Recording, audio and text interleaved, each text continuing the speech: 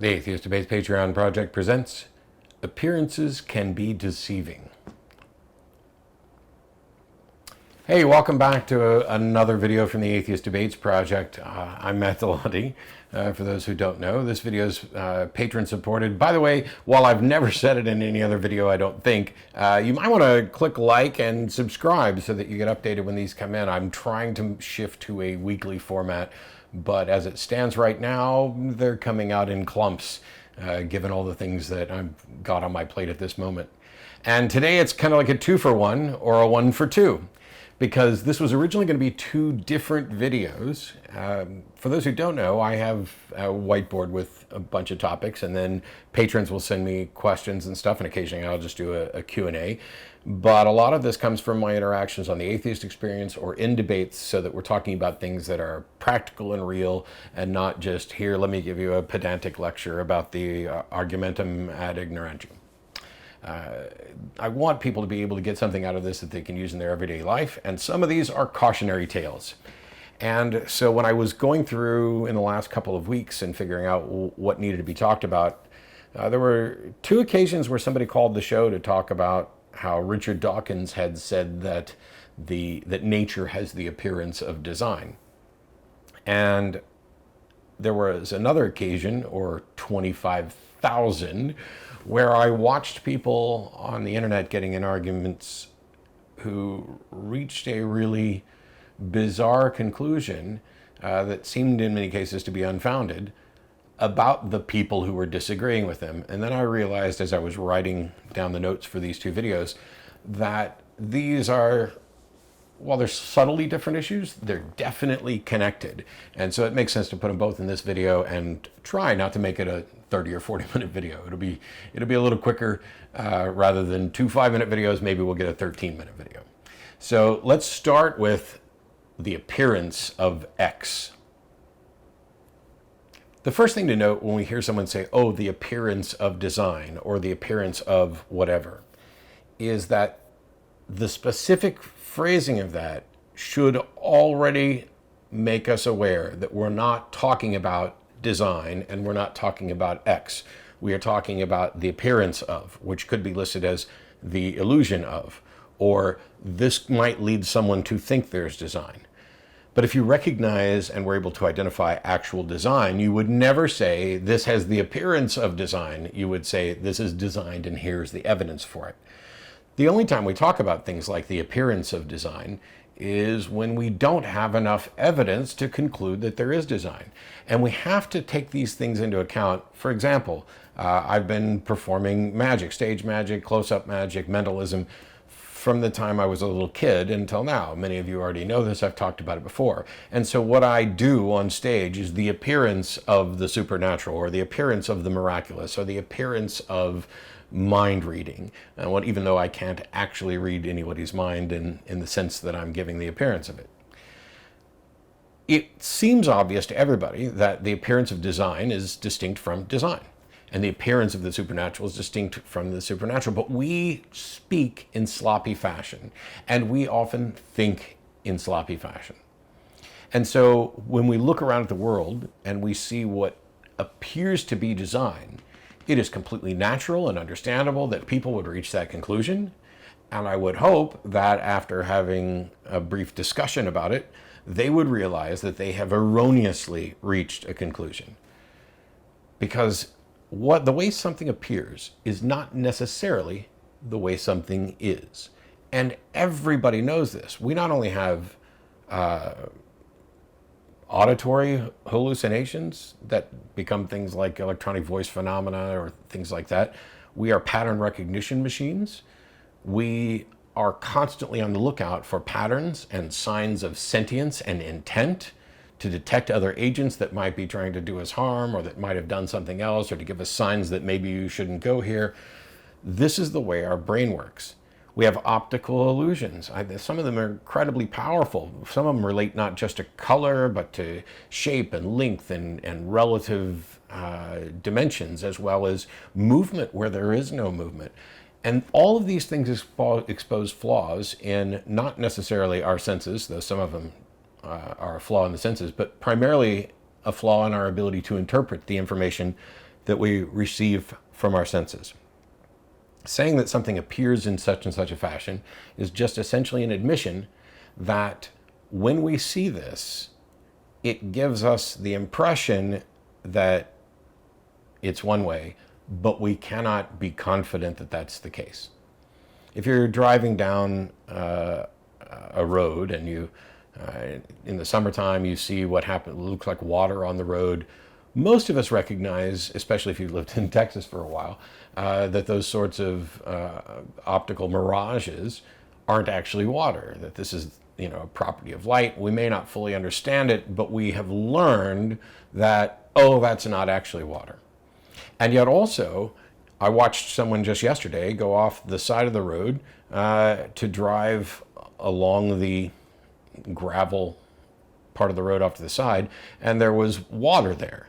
And if you assume that it's just a little dip with a slight bit of water going across it, you made a big mistake, as did the guy who decided he didn't want to stay on the road and tried to go around everybody on the right by driving through a puddle, which was actually a couple of feet deep. Fortunately for this person, they were in a rather large vehicle. I imagine they banged up or put some abuse on their suspension, but they did make it through. But I think that they learned a lesson that, standing water on the road doesn't tell you how deep it is. It gives the appearance of just, oh, well, obviously I wouldn't expect there to be a 3-foot deep hole right here on the side of the road when everything else I see is nice and, level and supported. But you might have suspected that if it had ever happened to you before. And one of the things you might ask is, why is there water there and not all the other areas that are level? Clearly there's a pothole or a dip or something, and I don't know how deep it is. What am I willing to risk? We all know that seeing is not believing. Believe half of what you hear and none of what you see, or half of what you see and none of what you hear, that appearances can be deceiving. And we've seen people, magicians, etc., appear to do the most miraculous things. That's the entertainment aspect of magic. It's not, did I fool you? It's, did I surprise you and entertain you? And in many cases, that's because you were fooled, because you were expecting something and you saw something else. The caller called in citing Richard Dawkins to say, well, even Richard Dawkins has said that the universe gives the appearance of design. And there's several problems with that, which I will address in fairly rapid fire succession. One is, appearance is not equivalent to fact. The way something looks isn't necessarily the way it is. Number two, the fact that Richard Dawkins has said something doesn't mean that it's true. Doesn't mean that it's representative of other atheists or other scientists or other men or other humans or anything else. In this case, I would agree with Dawkins that we see in nature things that we interpret as design, and yet the evidence that they are in fact designed is not there, which is roughly akin to what Richard would probably say if you asked him. As someone who's met and done events with the man and had conversations, I have no problem with him saying that there's an appearance of design, because what he's recognizing there is that, yes, it is natural for people to look around and go, gosh, I can't imagine how that could have happened, naturally, but I could imagine how somebody could have made it look that way. Recognizing that this is the way we think, he's not in any way supporting the notion that this is the way things are. Now, the second video that I was going to do was actually called What's the Common Denominator? And this is the part where I run the risk of losing some people watching this.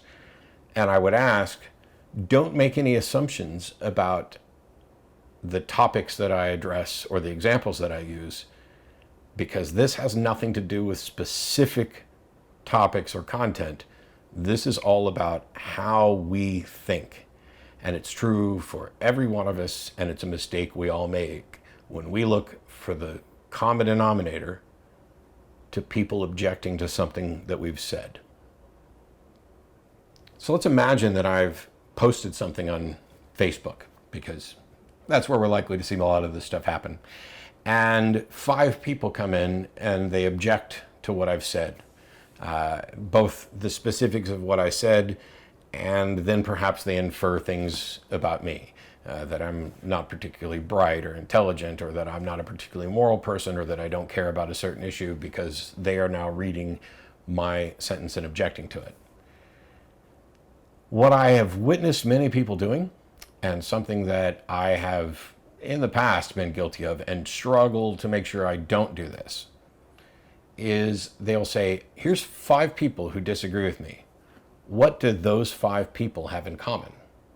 And because we are pattern recognition machines, we can look at those 5 people and say, well, it's very tempting to say that all 5 of those people are men, all 5 of those people are women, all 5 of those people are African American, all 5 of those people are part of the LGBTQ community, all of those people are atheists, all of those people are theists.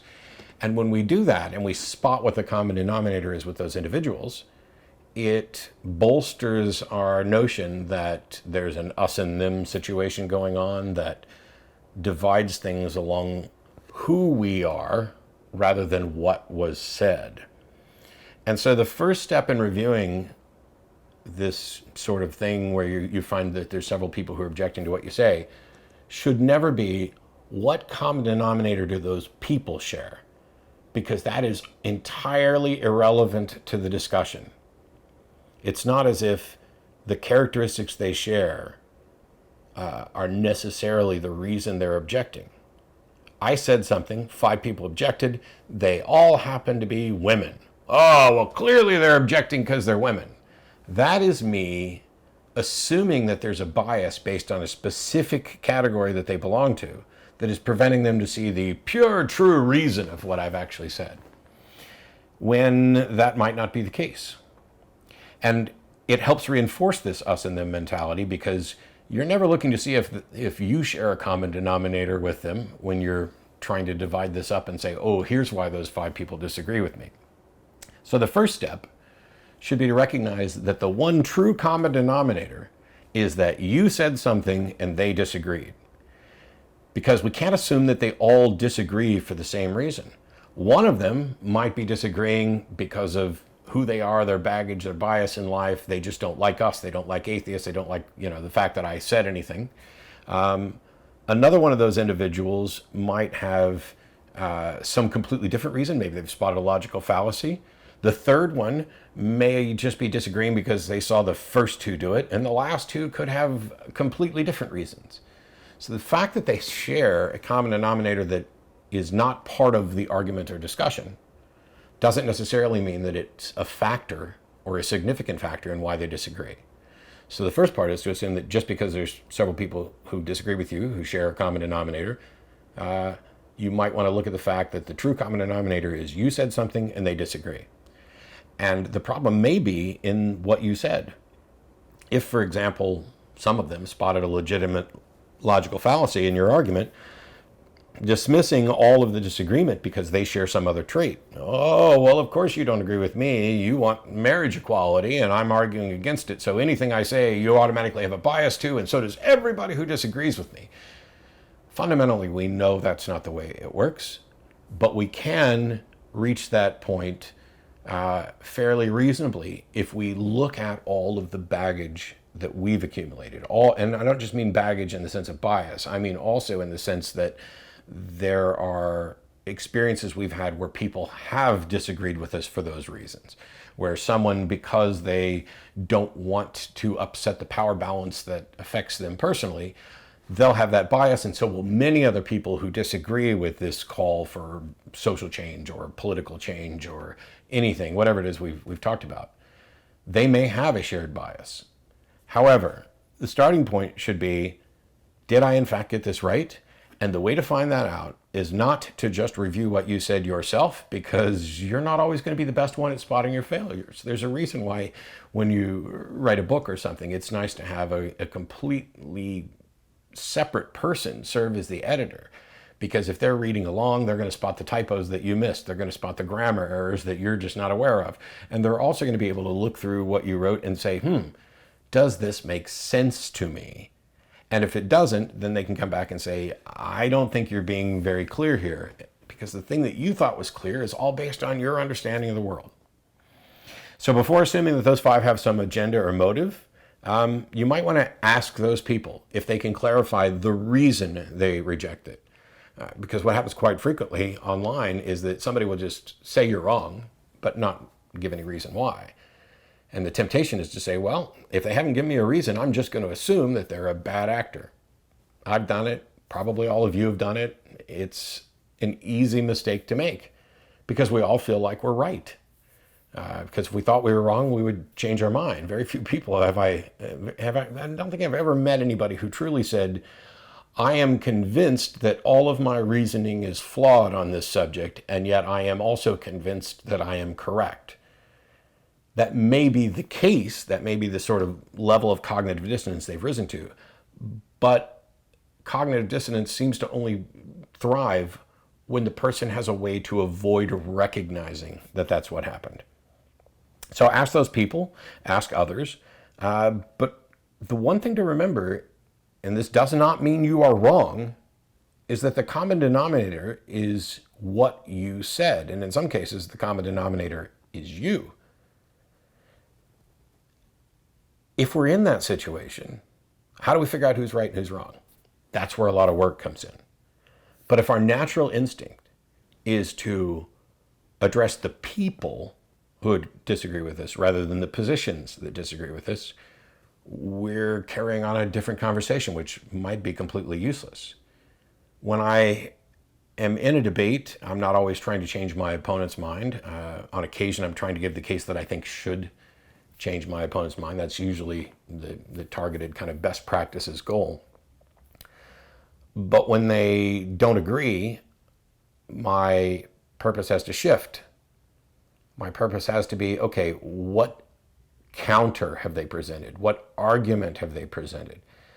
And when I'm preparing for a debate, early on, I didn't even want to know who my opponent was. This was something I put into practice early on. I no longer keep to this. I'm fine with knowing who my opponent is. I will occasionally go out and watch some other debate they've done. That's mainly to get a feel for their style, to see if perhaps there are arguments that they bring up every single time so that maybe I can do a better job of potentially preparing for those arguments. But the reason I avoided knowing much about my opponents early on was because I understood that we all have this potential bias where we will prepare to debate the person rather than preparing to debate the subject. It's something you have to put effort into to get to the point where you can stop doing it. And if you sit down and think about it, if you're not in a public formal debate, but let's say you know you're going to be sitting down with Aunt Josephine at the family gathering, and you know that Aunt Josephine is going to bring up this particular argument and this particular argument, that might be good to know so that you are prepared. But the preparation is to make sure that you are honestly able to address those subjects and not make it about Aunt Josephine. And that is very hard to do. There's a bunch of examples in my personal life that people will largely never know the specifics of because they don't occur on the TV show or in a debate, where I've been sitting around with a family member, a friend, an extended family member, and they have just been repeatedly terrible. I have some extended family members somewhere who are clearly racist and overtly racist, at least in private, and I wasn't truly aware of this. And so I was doing my best to make sure that I maintained a high ground when I had a conversation with them, that I was honestly and accurately addressing the things they said and not who they were.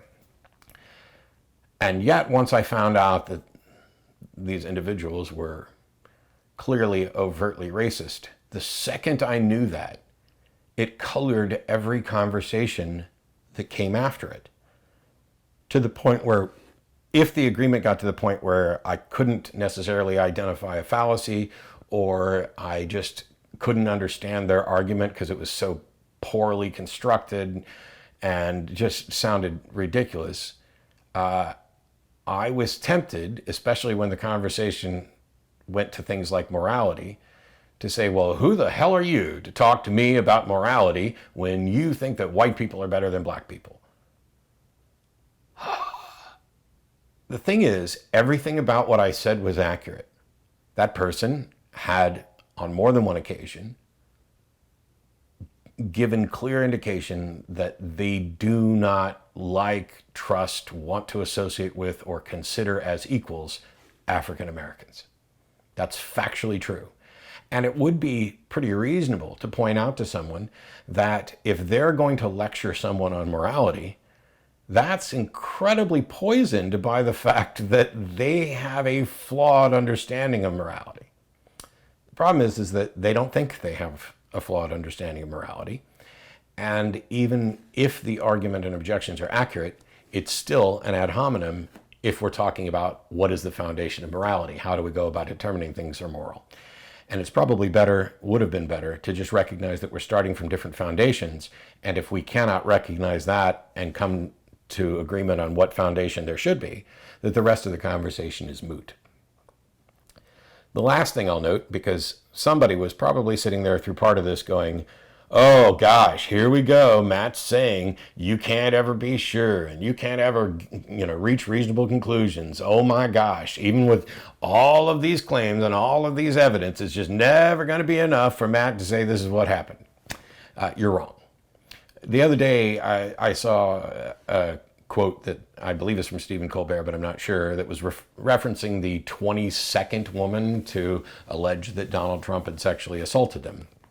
And Stephen Colbert, I'm told, said something along the lines of, if somebody told me that, you pooped in their sink, I might not believe it. But when 22 people have told me you've pooped in their sink, I'm going to believe you're a sink pooper. And that's the way we operate. And that is a reasonable, tentative conclusion to draw, provided there isn't some disconfirming evidence, like, oh, these 22 people have a reason to conspire to say negative things about somebody.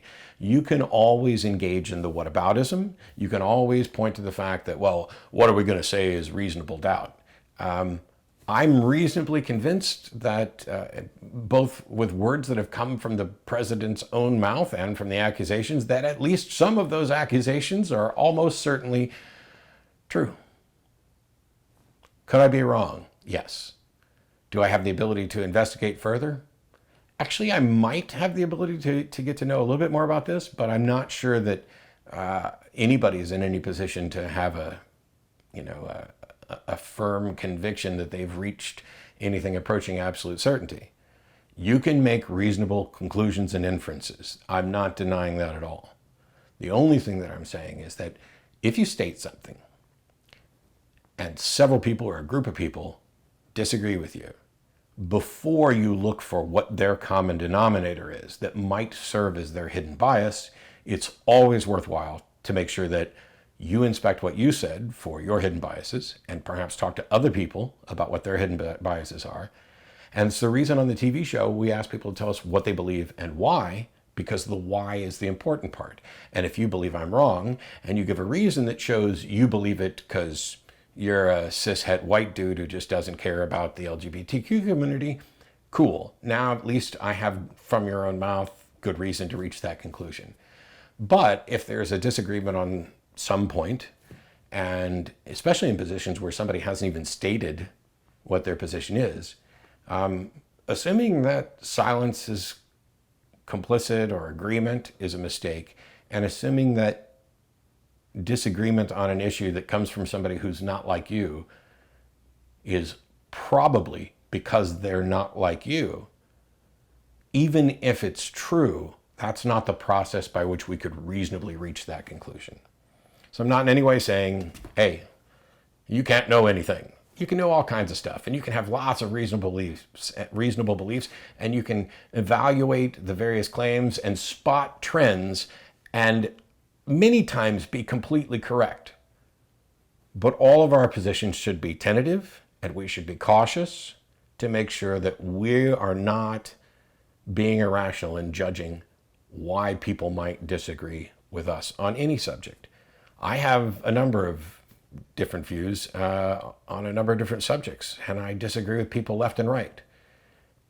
And all of us are going to occasionally have an issue that's so close to our heart and so important when you see kids locked in cages and parents dying trying to cross the river to get to the United States, when you see trans women being bullied and killed and people driven to suicide, when you see people going bankrupt because they don't have enough money for health care, when you see the various problems that exist in the world that are important, that are about real people's lives, it is natural and understandable that some people are going to get worked up, and they're not necessarily going to be rational actors engaged in that discussion, because they're at a point where this is no longer even close to an intellectual exercise. This is an exercise of passion, and screw you if you don't agree.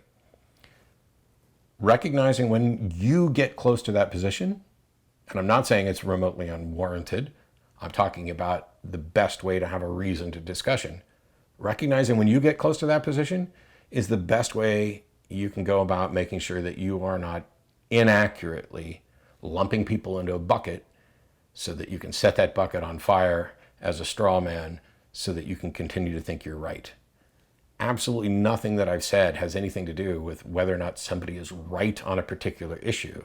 It's all about best practices for trying to have those discussions. You're going to mess it up. I'm going to mess it up. My friends have messed it up. People I love have messed it up. People I despise have messed it up.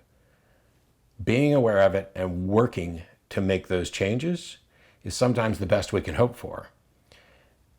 There's no guarantee anybody's going to get there, but it seems unlikely for them to reach the point of being able to have a rational discussion about something they're passionate about if we're unwilling to consider that just because a group of people that we can possibly label in some fashion disagree with us, that it's because of who they are.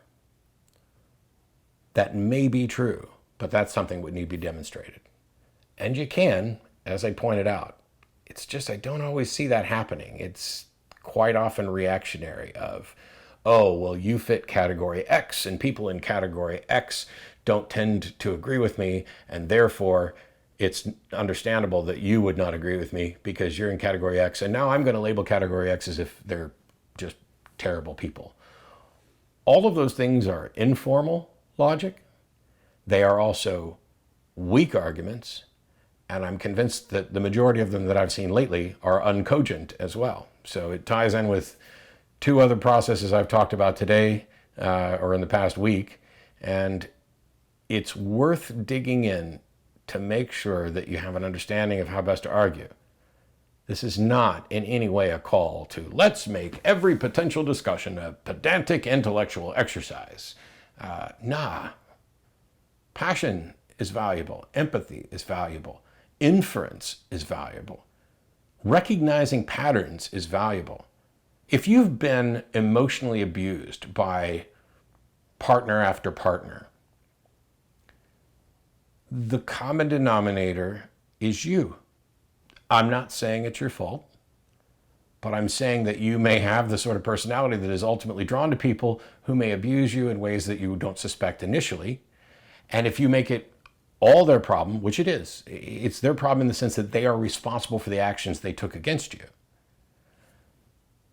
I don't know that you're ever going to get to a point where you can recognize, hang on, I need to change some things about me with regard to boundaries that I set, with regard to how I engage in discussions, with regard to who becomes a partner of mine, and with regard to how much investment I have and what conclusions I reach. Because it may be that you're just a wonderful, wonderful person who's continually being taken advantage of. But the underlying problem might be that you're gullible. It might also be that you're surrounded by a bunch of crappy people who just take advantage of others. It's perfectly understandable that somebody would reach either of those conclusions. But the way to figure out which of those conclusions is right is to actually take the time to distance yourself from your own biases, to stop trying to put whoever's disagreeing with you in a bucket and reanalyze your position, what you've said, and whether or not there are any realistic objections to it. Because appearances can be deceiving, and the common denominator is often me. It's not easy. You're not going to fix it immediately. I don't know how you're going to fix things like this if you don't at least recognize that we're all prone to doing it. We'll see you next time. Bye-bye.